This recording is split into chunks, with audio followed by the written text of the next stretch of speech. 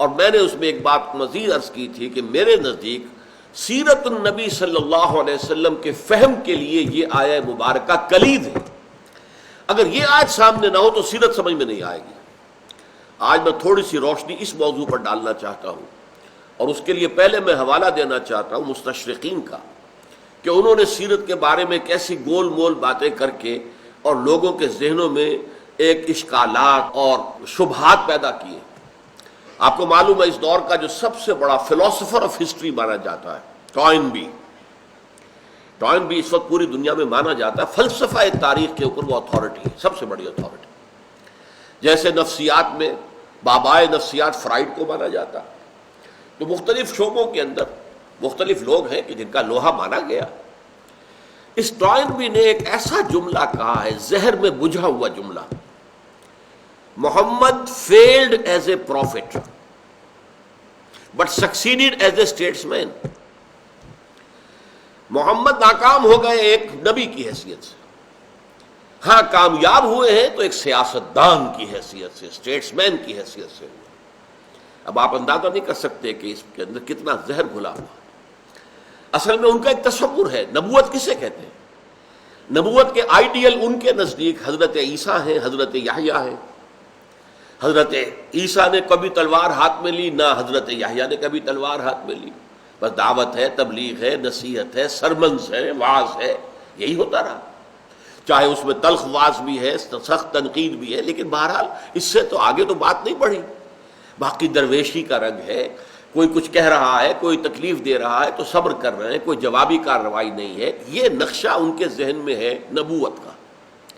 اور وہ یہ سوچتے ہیں کہ چاہے محمد نبی تھے یا نہیں تھے صلی اللہ علیہ وسلم، لیکن مکے میں جو ان کی زندگی تھی وہ نبیوں کے مشابہ تھی. وہ رنگ اس میں نظر آتا ہے، دعوت ہے، تبلیغ ہے، وعظ ہے، نصیحت ہے. اور لوگ اگر پاگل کہہ رہے ہیں تو بھی جھیل رہے ہیں، کوئی شاعر کہہ رہا تو برداشت کر رہے ہیں. ان کے ساتھیوں کو مارا جا رہا ہے تو انہیں حکم ہے کہ ہاتھ مت اٹھانا، جوابی کارروائی نہ کرنا. تو یہ جو درویشانہ انداز ہے یہ تو عیسیٰ سے ملتا ہے علیہ الصلوۃ والسلام، یہ یحییٰ سے ملتا ہے علیہ الصلوۃ والسلام. تو اس سے قطع نظر کہ واقعتاً محمد نبی اور رسول تھے یا نہیں صلی اللہ علیہ وسلم، بہرحال ان کی مکی زندگی بہت سے اعتبارات سے انبیاء کی زندگی سے مشابہ ہے. But there he field. مکے میں ان کے لیے جو ہے وہ راستہ نہیں بنا، انہیں وہاں سے جان بچا کر ان کے خیال میں تو بھاگنا پڑا. ہم ہجرت کا تصور ہم جو کچھ بھی رکھتے ہیں وہ اپنی جگہ پر، لیکن ظاہر بات ہے کہ آپ رات کی تاریکی میں نکلے ہیں گھر سے، پھر 3 دن آپ روپوش رہے ہیں جو غار ثور ہے اس میں، تو یہ گویا کہ وہاں پر تو ناکامی کی دلیل، وہاں کوئی کامیابی حاصل نہیں ہوئی. تو Muhammad failed as a prophet but he succeeded as a statesman. مدینے میں آنے کے بعد محمد کا رنگ ہی اور ہے صلی اللہ علیہ وسلم. اب وہ ایک ہیڈ آف دی اسٹیٹ کی حیثیت سے سامنے آ گئے ہیں.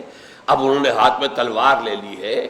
اب جو ہے وہ قاتلوا فی سبیل اللہ الذین یقاتلونکم. کہاں وہ صورت تھی کہ چاہے تمہارے ٹکڑے کر دیں، تمہاری بوٹیاں اڑا دیں، تمہیں زندہ جلا دیں، تم کوئی ہاتھ نہیں اٹھاؤ گے. No raising of hands even in self defence. For 12 long years it was the order of the day. لیکن اب کیا ہے؟ قاتلوا فی سبیل اللہ الذین یقاتلونکم قاتلوہم حتی لا تکون فتنۃ ویکون الدین کلہ للہ. کرو جنگ ان سے یہاں تک کہ فتنہ اور فساد بالکل فروغ ہو جائے اور دین کل کا کل اللہ کے لیے ہو جائے. اب ان کے پاس وفود آ رہے ہیں، ان سے گفتگویں ہو رہی ہیں. انہوں نے یہودیوں کے ساتھ مصالحت کی ہے اور اس میں میثاق مدینہ کی جو ہے بہت دنیا کے اندر دھوم ہے اور اس کے اندر بڑی حکمتیں ہیں. یہ ساری چیزیں یہاں تو اب محمد ایک اسٹیٹس مین کی حیثیت سے، ایک سیاستدان کی حیثیت سے، ایک سپہ سالار کی حیثیت سے، ایک حاکم وقت کی حیثیت سے سامنے آئے ہیں. وہاں وہ کامیاب ہوئے. یہ ایک جملہ ہے جس سے کہ آپ سوچئے کہ جو شخص بھی پڑھے گا اس کو کس قدر اس کے ذہن میں زہر گھل جائے گا حضور کے بارے میں کہ یہ تو تضاد ہے واقعتاً. اچھا، اس تضاد کو مزید ہائی لائٹ کرنے کے لیے، نمایاں کرنے کے لیے پروفیسر منٹگومری واٹ نے 2 والیومز میں حضور کی سیرت لکھی. اب ہم تو بڑے خوش ہیں، برطانیہ کا اتنا بڑا پروفیسر دانشور حضور کی سیرت پر اس نے 2 والیومز لکھ دی. لیکن اور اسی لیے آپ کو یاد ہوگا کہ انہیں خاص طور پر جب ہمارے سابق صدر جو تھے مرحوم ضیاء الحق صاحب نے جب یہ سیرت کانفرنسوں کا سلسلہ شروع کیا تھا ایک مرکزی کانفرنس ہوتی تھی اسلام آباد میں، پھر صوبائی کانفرنسیں ہوتی تھی، صوبائی جو بھی دارالخلافے ہیں، پھر ہر محکمے میں کانفرنس ہو رہی ہے، ہر جگہ جلسے ہو رہے ہیں۔ تو اس میں ایک موقع پر ڈاکٹر منٹگومری واٹ کو خاص طور پر یوں سمجھیے کہ مہمان خصوصی کی حیثیت سے انہیں بلایا گیا، ان سے تقریر کرائی گئی، اور ہمیں یہ معلوم ہے نہیں کہ اس نے کتنا زہر گھول دیا ہے۔ اسی ایک جملے کو ہائی لائٹ کرنے کے لیے اس نے حضور کی سیرت کو 2 حصوں میں تقسیم کیا، Muhammad at Makkah 1 volume, Muhammad at Madinah 2 volume. واضح کیا کیا کہ یہ تو 2 محمد ہے، ایک محمد نہیں ہے۔ مکے والا محمد تو کچھ اور نظر آتا ہے صلی اللہ علیہ وسلم، مدینے والا محمد کچھ اور نظر آتا ہے۔ اچھا، مدینے والے محمد کے ذکر میں صلی اللہ علیہ وسلم وفداء آباؤنا و امہاتنا جتنے تعریفی کلمات ممکن ہیں سب استعمال کر دی۔ حضور کی اسٹیٹس مین شپ، حضور کی موقع شناسی، حضور کی مردم شناسی، بر وقت اقدام کرنا، یہود کو جکڑ لینا میثاق مدینہ میں، مہاجرین اور انصار کو جکڑ لینا مواخات میں، بھائی بھائی بنا دیے گئے۔ اب ایک ایک چیز کے بارے میں غور کیجئے، ایک ایک چیز کے بارے میں غور کیجئے۔ پھر حضور بحیثیت سپہ سالار، آپ کی دانش مندی، آپ کی جو آپ کہیے ملٹری پالیسی، اسٹریٹجی، کس طریقے سے آپ نے دب کر صلح کر لی قریش کے ساتھ، دب کر، تاکہ بالکل یکسو ہو کر یہودیوں کے ساتھ آخری مارکہ ہو جائے، اور خیبر پر حملہ کر کے تاکہ ہمارا جو پشت ہے وہ محفوظ ہو۔ جنوب میں ہے مکہ اور شمال میں جانا ہے خیبر کی طرف۔ اب اگر مکے والوں سے یہ معاہدہ نہ ہو گیا ہوتا صلح حدیبیہ، تو اندیشہ تھا کہ مسلمان اگر خیبر پر حملے کرنے کے لیے نکلتے تو ادھر سے قریش آ کر مدینے کے اوپر حملہ آور ہو کر فتح کر لیتے۔ لہذا پہلے آپ نے ان سے صلح کی اور دب کر صلح کی، اس کے بعد یکسو ہو کر پھر حملہ کیا اور یہودیوں کا جو آخری گڑھ تھا اس کو ختم کر دیا۔ تو یہ حضور کی پالیسیز کا معاملہ، دور اندیشی کا معاملہ، معاملہ فہمی کا معاملہ، انسان شناسی کا معاملہ، یہ صلاحیت، یہ در حقیقت اس کو جتنے ٹریبیوٹس پے کیے جا سکتے ہیں، جتنے بھی اس کے لیے ایڈجیکٹیوز ہیں، اس کے لیے سپرلیٹو ڈگریز کے اندر ایڈجیکٹیوز جو ہے اس نے استعمال کر دی۔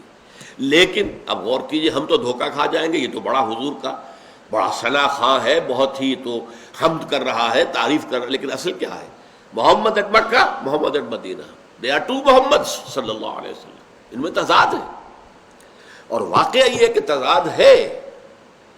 اب دیکھیے مکے میں حکم یہ ہے، جیسا کہ میں نے ابھی عرض کیا تھا، کہ اے مسلمانوں، چاہے تمہارے ٹکڑے کر دیے جائیں، تمہیں کوئی جوابی کارروائی نہیں کرنی، چاہے تمہیں دہکتے ہوئے انگاروں پر لٹا دیا جائے، جیسے خباب بن الارت رضی اللہ تعالیٰ عنہ کو لٹا دیا گیا، لیٹ گئے۔ حالانکہ سب دنیا جانتی ہے کہ اگر کوئی شخص ڈیسپریٹ ہو جائے، اسے یہ معلوم ہو جائے کہ یہ میرے اب کباب بنانے والے ہیں، تو اسے اگر اجازت ہو تو 2-4 کو وہ مار کر مرے گا، ویسے نہیں مرے گا، 2-4 کو تو مارے گا۔ ڈیسپریٹ آدمی میں بڑی جان آ جاتی ہے، بڑی طاقت آ جاتی ہے کہ مجھے تو مرنا ہی ہے، اب میں 2-4 کو تو لے کر مروں گا۔ چھوٹی سی کیا جانور ہے یہ بلی، اگر اسے بھی آپ کسی کارنر کر لیں کسی جگہ پر اور اسے معلوم ہو کہ اب اس کے لیے بھاگنے کا کوئی راستہ نہیں، تو وہ آپ پر جھپٹے گی، آپ کے آنکھوں پر حملہ آور ہوگی، براہ راست چھلانگ لگا کر آئے گی آنکھوں کے اوپر۔ تو یہ کیوں؟ اس لیے کہ ڈیسپریٹ ہو گئی ہے وہ، اسے معلوم ہے کہ میرے لیے تو اب راستہ کوئی نہیں ہے، میرے لیے تو موت ہے ہی ہے، تو ٹھیک ہے، میں دشمن کو اپنا نقصان تو جتنا پہنچا سکتا ہوں پہنچا لوں۔ تو یہ ہے سورت مکے میں، اور مدینے میں آ کر یہ ہے کہ جنگ، قتال، طبل جنگ بجایا جا رہا ہے۔ تضاد ہے یا نہیں؟ تضاد تو ہے، بالفعل ہے۔ ایک اور تضاد دیکھیے، سن 6 میں صلح حدیبیہ کے موقع پر دب کر صلح کر رہے ہیں اور صحابہ کا خون کھول رہا ہے۔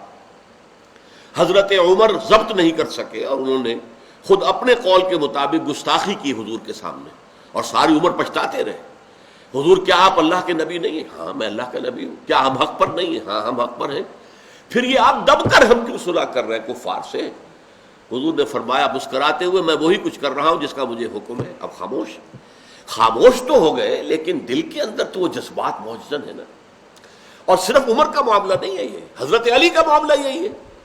حضرت علی سے جب کہا گیا کہ اے علی، چونکہ سہیل بن عمرو جو آیا تھا، جو کہ مکے والوں کا نمائندہ بن کر آیا تھا، اور وہ جو ہے ڈکٹیٹ کرا رہا تھا، تو حضور نے لکھوایا کہ یہ صلح نامہ ہے محمد الرسول اللہ اور قریش مکہ کے مابین. اس نے فوراً اعتراض کر دیا.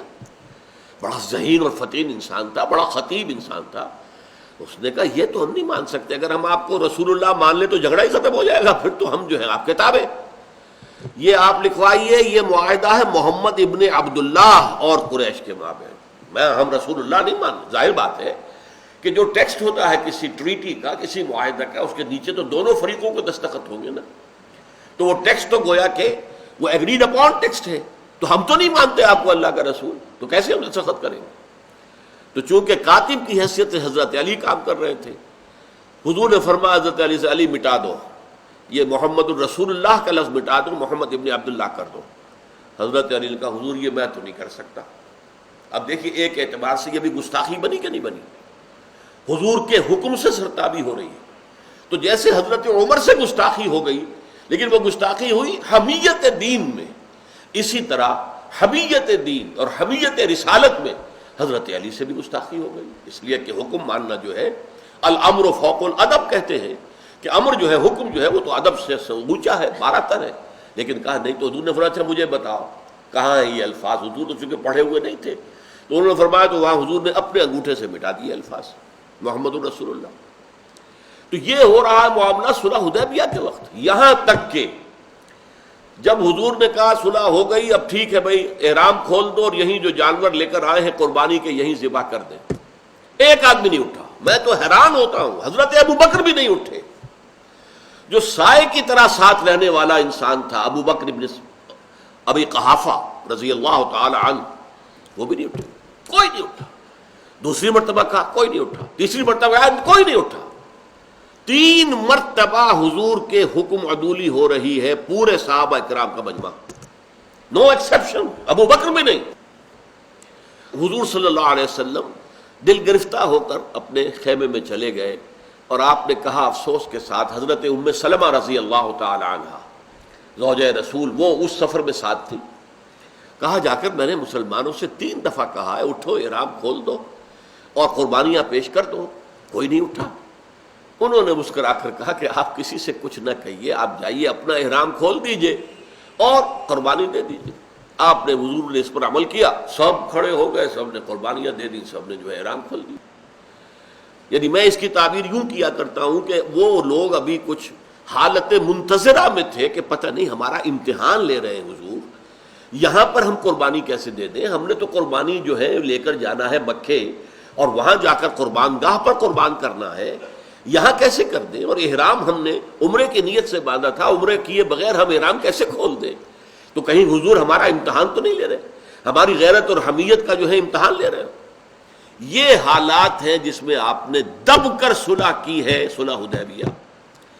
لیکن اب اس کے بعد 2 سال کے بعد یا اس سے بھی کم عرصے کے بعد, جب قریش کے حلیف قبیلے کی طرف سے صلح توڑ دی گئی, وہ فریادی بن کر مدینے میں آ گئے, فریاد. اس کے بعد گویا کہ صلح ختم ہو گئی. اب ابو سفیان جو اس وقت کے ان کا لیڈر تھا قریش کا, مشرکین مکہ کا, بعد میں ایمان لے آئے ہیں, ہمیں ادب سے بھی نام لینا چاہیے. بہرحال اب ان کو اندازہ ہو گیا یہ تو ہم مارے گئے, اس لیے کہ اب جو طاقت محمد کی ہو چکی ہے صلی اللہ علیہ وسلم, اس 2 سال کے عرصے میں ان کا تبلیغی کاروبار اتنا پھیل گیا ہے, چونکہ جنگ ختم, ہمارے درمیان اب نو وار پیکٹ ہو گیا 10 سال کے لیے. لہذا حضور نے پورے یکسو ہو کر اپنی دعوتی, تبلیغی, تربیتی جو اپنی سرگرمیاں تھیں ان کو پھیلا دیا پورے عرب میں. اب جو طاقت محمد کو حاصل ہو چکی ہے صلی اللہ علیہ وسلم, ہم تو کوئی مقابلہ نہیں ہے, ہم مقابلہ نہیں کر سکتے محمد کا صلی اللہ علیہ وسلم. لہذا وہ چل کر آیا ہے مدینے کہ صلح کی تجدید کر دیجئے, صلح دوبارہ کر لیجئے. اب حضور باتیں بھی سن رہے, اس کے بعد سن کر منہ موڑ لیا, جواب ہی نہیں دیا. اب وہ سوچتے ہیں ابو سفیان کیا کروں, کس سے میں سفارش کرواؤں؟ تو خیال آیا میری بیٹی ان کے گھر میں ہے.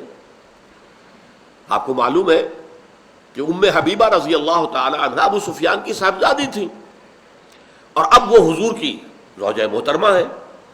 تو گھر میں گئے حضرت ام حبیبہ کے, وہاں گئے تو چارپائی کے اوپر بستر بچھا ہوا تھا حضور کا, تو بیٹھنے لگے. تو ام حبیبہ نے کہا ابا جان ذرا ٹھہریے. وہ بستر جو ہے وہ طے کر دیا، کہا اب بیٹھے۔ اب یہ سیاس آدمی، سیاست دان آدمی، ڈپلومیٹ آدمی کھڑے ہو گئے ٹھٹک کر اور کہا بیٹی یہ بستر میرے قابل نہیں تھا یا میں اس بستر کے قابل نہیں تھا؟ کہا کہ ابا جان آپ اس بستر کے قابل نہیں ہیں، یہ بستر محمد رسول اللہ کا ہے صلی اللہ علیہ وسلم، آپ مشرک ہیں، نجس ہیں، ناپاک ہیں۔ اب بتائیے کیا وہ ان سے سفارش کرواتے ہیں؟ اس طریقے سے حضرت ابوبکر سے کوشش کی سفارش کرانے کی، حضرت عمر سے کوشش کی۔ اب یہاں قریش کا سردار آیا ہوا ہے، سر پٹک رہا ہے کہ دوبارہ صلح حضور نہیں کر رہے، تضاد ہے کہ نہیں؟